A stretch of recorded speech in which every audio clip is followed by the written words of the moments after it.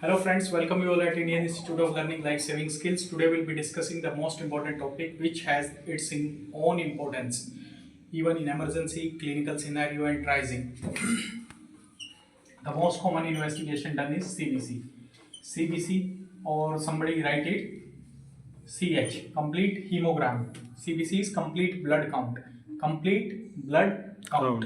Okay, somebody write is CH, complete hemogram. Some countries it is write as CBP, complete blood picture. Complete blood picture. Okay. Whenever we look at the ECG, we have to see at the three things. Three cells will come. One is your RBC, WBC, and your platelets. These are the three cells which are most common. ठीक है, to make the understand as a layman as to the person you can tell तीन तरह की sales होती हैं जो एक लाल हैं, एक सफेद हैं, एक काली हैं. क्या है? लाल है, सफेद और काली है. ठीक है. आरबीसी से आपका डिनोट होता है एचबी ग्राम परसेंटेज. डब्ल्यूबीसी से आपका डिनोट होता है इन्फेक्शन और प्लेटलेट से आपका डिनोट होता है ब्लीडिंग टेंडेंसी और क्लॉट फॉर्मेशन. ये आपका क्या है? प्लेटलेट से डिनोट होता है. तो आरबीसी, डब्ल्यूबीसी, प्लेटलेट्स. जैसे ही आपके पास सीबीसी आता है, ये तीन चीजें आपको देखनी है. RBC, WBC, platelets. जैसे ही आपने देख लिया, इसको हम बोलेंगे लेवल 1. क्या बोलेंगे? लेवल 1 पे आपने इसको चेक कर लिया. अब हम बात करेंगे लेवल 2 की. लेवल 2 पे आपको क्या करना है? लेवल 2 पे आपको देखना है कि कौन सी एबनॉर्मेलिटी है. एचबी अगर कम है या ज्यादा है. ओके. डब्ल्यूबीसी इंक्रीज है या डिक्रीज है. प्लेटलेट्स इंक्रीज है या डिक्रीज है. अब आपको कैसे पता चलेगा कोई चीज इंक्रीज है या डिक्रीज है? You must be knowing the normal value. तो एचबी हमारा कितना होता है? 12 to 14, 12 से 14 ग्राम तक होना चाहिए. डब्ल्यूबीसी जो हमारा इन्फेक्शन है वो होना चाहिए हमारा 4 से 11,000 तक. 4 से 11,000 तक. और जो प्लेटलेट्स हैं वो होनी चाहिए हमारी 1.5 लाख से और 4.5 लाख. 1.5 से 4.5 लाख तक. तो 12 से 14, 4 से 11 और 1.5 से 4.5 ये लाख है. ये हजार में है, ये ग्राम परसेंटेज में है. ये आपको वैल्यूज इनकी पता होनी चाहिए. ग्राम परसेंटेज ये 1000 में है और ये लाख में है. ठीक है. अब लेवल 2 में हम क्या कर रहे हैं? अगर आरबीसी बढ़ी हुई है तो हम इसको क्या बोलेंगे? एरिथ्रोसाइटोसिस. क्या बोलेंगे? एरिथ्रोसाइटोसिस. क्या बोलेंगे? एरिथ्रोसाइटोसिस. अगर आरबीसी घटी हुई है तो इसको हम क्या बोलेंगे? अनीमिया. क्या बोलेंगे? अनीमिया. डब्ल्यूबीसी बढ़ी हुई है तो इसको हम क्या बोलेंगे? ल्यूकोसाइटोसिस.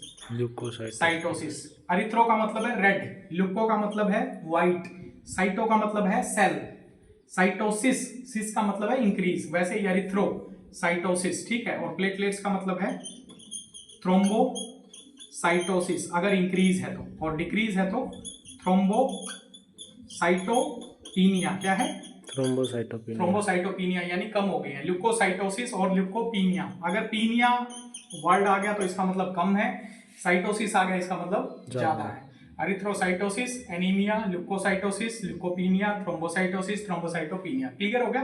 तो ये आपको लेवल से पता लग जाएगा. अब लेवल 2 में आपको देखना है कि अगर किसी की प्लेटलेट कम है तो कितनी कम है. कम का मतलब तो हो गया 1.5 लाख से कम है. अगर 1.5 लाख से 1,49,000 है तो भी कम है, और 1.5 लाख से अगर 10,000 है वो भी कम है. तो आपको बताना है कहाँ पे कम है. और अगर नॉर्मल है तो कितनी नॉर्मल है. नॉर्मल है तो वैल्यूज जो रहेगी, जैसे अगर मैं डिवाइड करूं यहां से, अगर किसी की प्लेटलेट नॉर्मल है, जैसे मैं बात करूं 1,51,000 है. नॉर्मल कितनी है? 1.5 लाख. और मैक्सिमम कितनी है? 4.5 लाख. अगर मैं बात करूं किसी की प्लेटलेट 1,51,000 है, वो है तो नॉर्मल, लेकिन कहां से नॉर्मल है? नीचे से नॉर्मल है. That is most important. they are within the normal limit but they are at the lower side. अगर मैं बात करूं किसी की प्लेटलेट 4,32,000 है, 4,32,000, तो वो कहां है? Within normal limit but on higher side. Got it? That is most important. तो वो लेवल 2 में आपको ये चीजें बतानी है.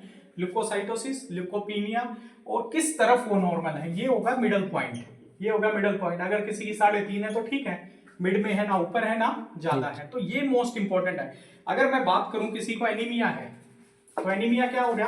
किसी का हीमोग्लोबिन अगर 12 से कम हो गया खून, तो हम उसको क्या बोलेंगे? एनीमिया. फिर रेंज आ गई हमारी. तो एनीमिया 1 ग्राम भी हो सकता है एनीमिया, और एक एनीमिया हो सकता है 10.5 ग्राम भी. अब 10.5 ग्राम क्या है? वो नीचे की जो लिमिट है उसके नजदीक है. और एक एनीमिया किसी को 1 ग्राम खून नहीं है, 2 ग्राम है, 5 ग्राम है, तो वो क्या है, सीवियर एनीमिया है। तो वो आपको लेवल 2 में डिफाइन करना है, लेवल 2 में डिफाइन करना है। ओके, ये हो गया। अब मैं बात कर रहा हूं लेवल 3 की। ये तो हो गया हमारा लेवल 2 किस तरफ है। अब मैं बात कर रहा हूं लेवल 3 की।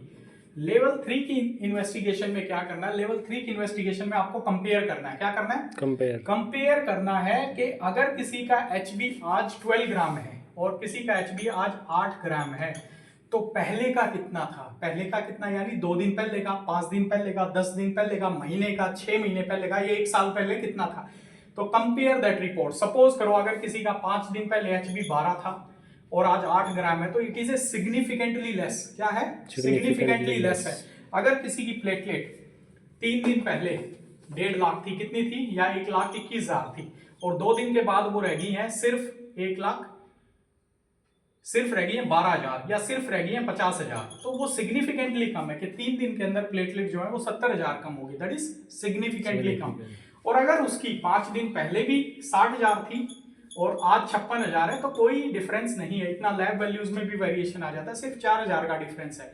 तो that is called as level 3 of comparison of reports which has done earlier by the patient और एडवाइज बाय द कंसल्टेंट और द फिजिशियन। तो इसमें ये मोस्ट इंपॉर्टेंट है। तो जैसे ही आपके पास कोई सीबीसी की रिपोर्ट आएगी, तो सबसे पहले आप उसमें क्या देखोगे, RBC, WBC, CBC, RBC, WBC, platelets. उसके बाद इनको डिफाइन करोगे नॉर्मल लिमिट में है या कैसे है। ठीक है, लेवल 2 में आप डिफाइन करोगे नॉर्मल लिमिट में है, किधर है, ऊपर की तरफ नॉर्मल है या नीचे की तरफ है। थर्ड लेवल 3 में क्या करोगे, कंपेयर।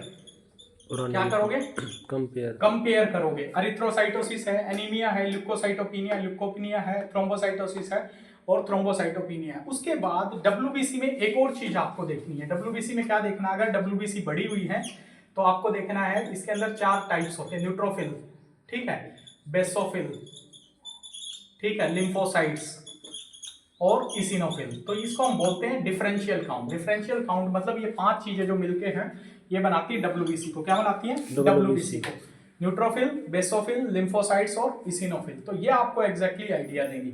अब मैं आपको एक केस स्टडी देता हूँ। क्या देता हूँ, केस स्टडी। केस स्टडी का मतलब क्या होता है, एक पेशेंट का केस सिनेरियो मैं आपको देता हूँ। सो ए 50 ईयर ओल्ड फीमेल, 50 साल की एक लेडीज है, ठीक है, 50 ईयर ओल्ड फीमेल, जिसका सीबीसी क्या है, सीबीसी।